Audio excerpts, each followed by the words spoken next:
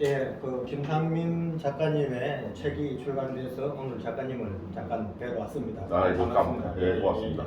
소개라고 하면은 뭐 이제 제가 살아온 뭐 직업이라든지 예. 그런 건데, 제가 20대 후반에 언론사에 기자로 들어갔습니다. 기자 생활을 한 20년 정도 하고, 제가 기자로서는 제가 이제 언론사 부장까지 하고, 그 다음에 보통 이제 언론사라고 하는 것이 뉴스가 생겨나면 그걸 가공을 해서 독자들한테 전달하고 이러는데, 그러기에는 왠지 좀 새로운 도전을 해보고 싶다. 그래서 2014년에 제가 여의도 정치권으로 갔습니다. 여의도 정치권에서 국회에서 6년 정도 근무를 했고, 그때 이제 우리나라 정치 상황이라든지 이런 걸 많이 보고 공부를 했고, 그때 이제 읽었던 책들, 그다음에 제가 생각들 이런 걸 많이 정리도 하고 이런저런 생각도 하다가 문득 이제 우리나라 사람들이 정치와 경제를 보는 시각이 굉장히 좀 협소하다. 좀 편향돼 있고 좀 중립을 지키지 못한다. 그런 좀 아쉬움이 있었습니다. 그래서 특히 이제 제가 그래도 대학교 때 공부는 잘 못했습니다만 경제학과를 나왔기 때문에 경제 문제와 정치 문제 양쪽을 다 제가 보면서 이걸 어떻게 국민들이 좀 쉽게 접근할까, 쉽게 이해를 할 수 있을까 좀 고민을 많이 했었죠. 그게 이제 이 책을 쓰게 된 동기입니다. 보통 이제 정치라고 하면 아 이거 나는 잘 몰라, 그놈이야, 정치는 다 나빠, 이렇게 생각하는데 그게 아니다. 정치야말로 당신의 삶을 규정짓는 굉장히 중요한 분야다. 그래서 어떤 나라를, 이제 건물도 마찬가지입니다만은 세우기는 되게 어려워도 무너뜨리기는 굉장히 쉽다. 정치란 게 세우기는 굉장히 바른 정치를 해서 나라를 잘 되게 하기는 어렵지만, 잘못된 정치가 순식간에 무너뜨리는 금방이다. 순식간에 무너뜨릴 수 있다. 이게 이제 제 생각입니다. 그래서 정치를 좀 잘 알아야겠다. 그다음에 경제도 말로만 하는 경제가 아니라 실제 현실에서 어떻게 적용되는지 좀 제대로 알자. 이게 겉으로 좋아 보이는 것과 진짜 속으로 좋은 것은 좀 다르다. 이렇게 이제 제가 생각을 해서 제가 쓰게 됐습니다. 저는 정치라고 하면 가장 쉽게 표현하면 그 공자님이 바를 정자를 써서 정치는 바른 것이라고 말씀을 합니다. 왜냐하면 바른 정치가 뭐냐? 그러니까 그 바른 정치라는 건 정직한 정치를 말하는 거죠. 그러니까 정직 위에서 정치가 서야 된다. 근데 거짓과 위선, 사기, 거짓말 이런 거 하면 안 된다고 이게 정치의 본질이라고 저는 생각합니다. 물론 거짓말이라서 이렇게 사기를 치면 당장은 이 매력이 있어 보일지 모르지만 그건 나라를 망치거든요. 그래서 정치는 반드시 바른 거. 그 다음에 경제는 결국 먹고 사는 문제입니다. 그러니까 어떤 경제 정책이라든지 경제 이슈가 있을 때, 아 저게 내 먹고 사는 문제에 정말 도움이 되느냐, 도움이 되지 않느냐, 요걸 정확히 보는 그 기준을 제가 좀 그 독자들한테 알리고 싶어가지고 그런 부분에 좀 중점을 두고 이렇게 책을 썼습니다. 이 젊은 사람들한테 뭐 제가 이제 요즘 젊은 사람들은 절대 하지 말아야 할 게 가르치면 안 된답니다. 그러면 가르치는 순간에 꼰대가 된다 그래가지고, 그래서 가르치려고 들면 안 된다는데, 딱 하나는 제가 말씀드리고 싶은 게, 세상에서는 직접 경험하지 않으면 절대 모르는 게 몇 가지가 있다고 생각합니다. 첫째 하나가 군대. 근데 군대를 가보지 않고서 군대를 말하면 안 되고, 그다음에 결혼이라는 것도 결혼을 해보지 않으면 정말 모릅니다. 그다음에 조직 생활입니다. 조직에서 우리가 소위 쫄다고 그러죠. 아래 하급 직원부터 시작해서 이 조직의 쓴맛을 좀 봐야지 아 세상에 돌아가는 원리를 알게 되는데, 이 세 가지는 겉으로 보이는 것과 실제로 그 내면을 보는 게 다르거든요. 저는 이렇게 봅니다. 사람들이 왜 결혼을 제가 해보라 그러냐면, 연애할 때는 굉장히 세상이 장밋빛으로 아름답습니다. 그런데 결혼을 해보면 현실 문제가 딱 닥치거든요. 실은 그것까지 생각을 해야 된다는 거죠. 자기 그러니까 이 상상을 많이 현실인 것처럼 착각을 하면 그건 몽상이 됩니다. 제가 볼 때는. 그래서 상상의 나래는 얼마든지 펴도 좋은데 몽상으로 가면 안 된다. 그래서 특히 그래서 몽상으로 가지 않으면 정확히 세상을 수치화해서 정확히 진실이 뭔지 사실이 뭔지 이걸 알아야 된다. 그런 차원에서 이 책이 조금이라도 20, 30대 젊은이들이 있고 아 이걸 현실을 제대로 볼 수 있는 시각을 길러줬구나. 예. 그게 이제 단 1%라도 그분들의 시각을 좀 높여줬다 그러면 더 이상 제가 이 작가로서 바랄 게 없겠습니다. 예전부터 이제 글을 가장 좋은 글은 뭐냐? 그러면 이제 자기를 속이지 않는 글이다. 예. 그러니까 소위 말해서 감언이설이라고 하지 않습니까? 예. 그러면 이렇게 포장을 많이 하는 것은 교원영색이라고 하죠. 예.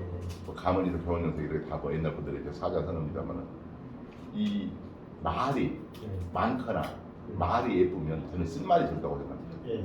아 뭐 우리가 옛날에 요즘은 잘 그런 말 안 합니다만은 요즘 옛날에는 침묵이 금인데 요즘은 웅변이 금이라 그러대요. 예. 그래서 유튜브에서 말 잘하고 말이야. 예. TV에 나와가지고 말 잘하면 굉장히 인기를 얻고. 예. 그런데 그건 세상의 진실이 아니라고 봅니다. 예.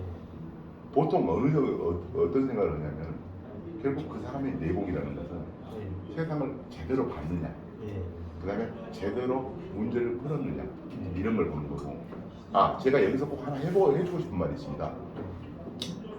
세상에는 문제가 있고 답이 있다고 생각하는 많이 합니다. 근데 저는 그게 아니고 문제가 여러 종류가 있다고 생각합니다. 예. 어떤 문제가 있냐? 첫째, 영어로 문제가 퀘스천이면 거기 답은 앤서입니다. 문제가 있고 그럼 답이 있습니다. 근데 영어로 문제를 딜레마라고도 하거든요. 딜레마이면은 딜레마는 답이 없습니다. 딜레마는 답이 없기 때문에 중간에 적절한 관리만, 매니지먼트만 필요합니다. 근데 세상에는 딜레마가 어떤 거냐면 나 자유냐 평등이냐 이렇게 주제에서 굉장히 다릅니다만 그럼 어느 걸 중시할래? 그럼 양쪽 다 중시하기는 어렵거든요. 그런데 그러면 뭘 더 중시하느냐? 자유를 존중을 먼저 해야 된다고 저는 생각합니다. 단 절대 평등이 너무 치우치면 안 됩니다. 내려가 버리면. 그래서 적절히 균형을 맞추는 거. 제가 아까도 말씀드렸지만 그 대법원에 가면은 자유와 평등, 정의 있는데 정의란 자유와 평등 사이에서 균형을 잡는 것이다. 그래서 자유와 평등 균형을 잡아야 되는 거죠. 이건 딜레마입니다. 그렇지? 그러니까 자유가 아니 뭐 평등한 세상에 살고 싶다. 그럼 너는 자유를 뺏기고 싶냐? 그런 사람은 없을 겁니다. 그러면 나는 자유롭게. 근데 자유라는 말은 정확하게 저 책에서도 보면 자유는 남에게 해를 끼치지 않는 영어로 harm이라고 그러죠. HARM. 해를 끼치지 않는 범위 내에서 자유입니다. 그러니까 자유는 반드시 제약이 있는 거죠. 그 다음에 권리와 의무가 있는데 반드시 권리를 누르면 의무를 져라. 이게 또 밸런스가 맞아야 돼요. 이것도 딜레마입니다. 그 다음에 이제 세 번째 문제 중에 아까 제가 퀘스천이 있고 딜레마를 했는데 세 번째 impossible. 아예 불가능한 문제가 있습니다. 그러니까 가장 불가능한 문제가 뭐냐면요. 보통 지정학이라고 그러는데 한반도의 지정학입니다. 우리 대한민국을요. 대한민국이 참 재밌는 나라인 게 세계 4강이 다 대한민국 옆에 있어요. 그래서 미국, 중국, 일본, 러시아가 우리를 딱 둘러싸고 있습니다. 근데 우리나라가요. 우리나라를 뚝 떼어다가 아프리카에 갔다 놓으면 우리나라가 아프리카 제1 강국이 됩니다. 중동에 가도 넘버원이 됩니다. 그런데 하필이면 이게 한반도에 있는데 5등이에요. 근데 이것을 바꿀 수 있어요? 없습니다. 그러면 이 불가능한 조건을 괜히 바꿔서 자뻑하거나든지 뭐라 그러죠? 정신승리 이런 건 하면 안 된다는 거죠. 현실을 인정하고 거기서 우리가 어떻게 생존하고 번영할 것인가를 고민하는 거예요. 그래서 그건 굉장히 현실적인 문제거든요. 근데 그건 아니고 말이야 정신승리한다고 그건 정말 잘못됐다고 생각합니다. 그래서 저는 문제를 퀘스천, 아까 말한 딜레마, 임파서블 이 세 가지로 구분해서 해결할 수 있는 거, 관리할 수 있는 거, 해결할 수 없는 건 받아들여야죠. 국가 리더가 다 할 수는 없습니다. 다만 이건 선장격에서 방향을 잡을 수가 있는데 이 방향을 잡는 것은 결국에는 그 방향을 잡아서 이제 나라를 이끌어가는 거지 않습니까? 이끌어가는 나라 그 방향을 잡고 이제 사람들이 같이 가도록 힘을 모으는 거죠. 거기에서 그러면 가장 기본적인 가치가 돼야 되는 게 뭐냐? 저는 대한민국의 정체성은 결국 우리나라 헌법에 다 있습니다. 우리나라 헌법을 보면 다 대한민국이 나아갈 방향이 돼 있는데 그 가치에 과연 누가 충실했느냐? 제가 쓴 책도 다 헌법에 나와 있는 얘기입니다. 헌법은 대한민국 민주공화국이다. 예. 그러니까 민주가 하고 공화가 무슨 의미인지 제가 설명해 놨어요. 예. 우리나라는 자유민주주의잖아요. 예. 그럼 자유가 뭔지. 근데 우리나라 경제적 평등을 또 합니다. 왜냐면 복지정책이라서 예. 평등한 권리 이런 것도 얘기를 하거든요. 이게 다 뭐냐면 헌법 정리입니다. 예. 그래서 헌법을 얼마나 잘 중시하느냐. 그리고 그 제가 이제 이 책에 보면 제가 사회주의를 별로 좋아하지 않습니다. 예. 이건 역사가 딱 증명을 한 거기 때문에 그 역사가 증명한 사회주의는 뭐냐면 우리 자유민주주의는 사람을 이 대하는 방식이 사회주의랑 다릅니다. 이런 겁니다. 우리가 장애를 가지는 분 장애인을 왜 잘 보살펴야 됩니까? 그러면 다 대답이 이렇게 됩니다. 네. 그분들은 몸이 불편하시니까 네. 우리가 돌봐드려야죠. 아닙니다. 예. 진짜 왜 그분들을 돌봐드려 해줘야 되냐면 그분들도 인간이니까. 예. 그러니까 인간의 존엄성은 장애냐 비장애냐에 따라서 아무 차별을 두면 안 됩니다. 그러니까 어린애나 나이 드신 어르신이나 다 똑같이 소중한 겁니다. 인간의 존엄성 차원에서. 그래서 자유민주주의는 사람을 하나하나를 소중히 여기는 거죠. 근데 사회주의를 보면 소련도 그랬고 중국의 뭐 대학교운동도 그렇고 지금 북한도 똑같습니다. 사람을 숫자로 봅니다. 예. 그러니까 사람을 마구 죽이고 이러는 겁니다. 이건 굉장히 잘못된 행동이죠. 그래서 사회주의는 전부 그 유토피아에 반대하지 디스토피아지 않습니까? 예. 마찬가지로 왜 사회주의가 엉망이냐? 이거 사람을 숫자로 보기 때문에 인간 자체로 보지 않습니다. 예. 그래서 북한에서는 한마디로 김정은 빼놓고 나머지는 다 사람이 아닌 겁니다. 예. 김정이 말 한마디에 죽으니까. 자유민주주의에서 우리가 보면은 여기서 제가 그렇게 써놨 책에도 그렇게 설명했지만 재산권을 존중한다. 그러니까 사람들이 이제 젊은 사람들이 뭐 재산권을 존중한다 그러면 부자들의 재산만 지켜주는 거네 이렇게 오해를 합니다. 예. 근데 재산권은 그게 아닙니다. 재산권이란 뭐냐면은 원래 존 로크의 사상에 보면 재산권 안에 생명권도 들어갑니다. 그러니까 생명도 자기의 재산으로 본 거예요. 예. 그러면 생명하고 자기가 돈 이것을 네 건 너 거고 내 건 내 거다라고 구분한 겁니다. 근데 옛날에 우리나라에 중국, 우리나라 조선시대 다 뭐라 했냐면은 임금이 저놈은 역적이다. 그러면 생명과 재산을 다 뺏었어요.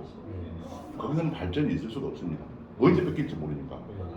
근데 자유민주주의는 그걸 지켜주는 겁니다. 사회주의는 내 것이 없잖아요. 예. 지켜주지 못하는 겁니다. 예. 근데 자기 게 없으면 우리가 여기 젊은 친구들이 이제 말하죠. 돈이 없으면요 자유가 없습니다. 우리 맹자께서 무항산 무항심을 말씀하셨는데 왜냐면 돈이 없으면 자유가 없는 거예요. 그래서 그 자기 재산을 지켜주는 체제가 자기의 자유를 지켜주는 겁니다. 근데 이걸 이해하지 못하면은 이게 굉장히 어렵습니다.